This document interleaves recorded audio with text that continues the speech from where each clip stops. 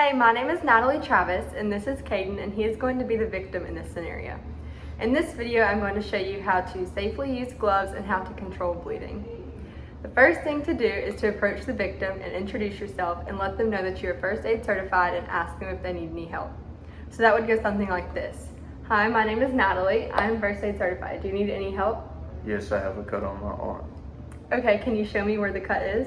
Yes, it is right here. Once you have introduced yourself, you're going to put on your gloves to help prevent blood from getting on you and to help prevent the spread of contamination and diseases for both the wound and for yourself.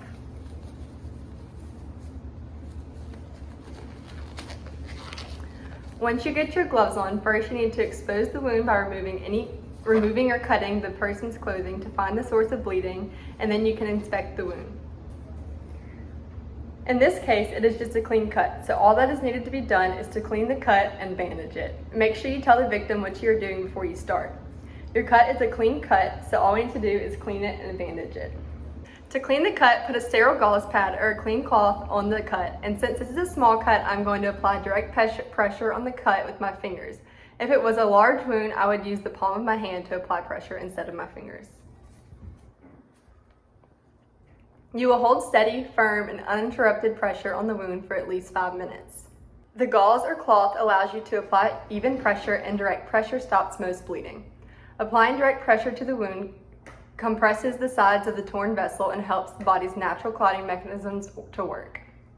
Be sure the pressure remains constant, is not too light, and it is applied to the bleeding source. If the bleeding does not stop within 10 minutes, add more dressings onto the first one and press harder over a wider area. Make sure not to remove blood-soaked dressings and add new dressings over the old ones so that you do not dislodge any clot that has already formed. Once the bleeding has stopped, you need to use a pressure bandage to hold the dressing over the wound. For this scenario, we are going to use the spiral method of bandaging a forearm with a roller bandage. To do this, start at the narrow part of the arm and wrap upward toward the wider part to make the bandage more secure. Start below at the edge of the dressing and make 2 straight anchoring turns with the bandage.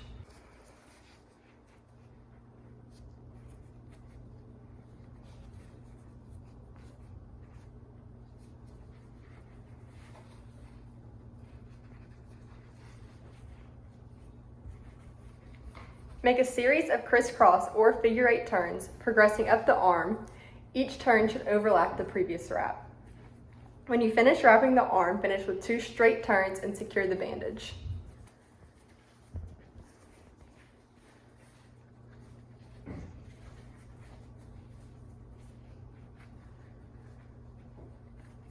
To ensure that the bandage is not too tight, ask the victim to move their hand and their arm around.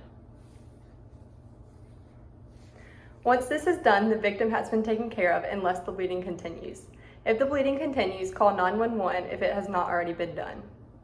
Once you are finished taking care of the victim, you need to properly remove your gloves. Properly remove your gloves, start by pinching one glove at the outside near the wrist and gently pull the glove off while keeping the inside out.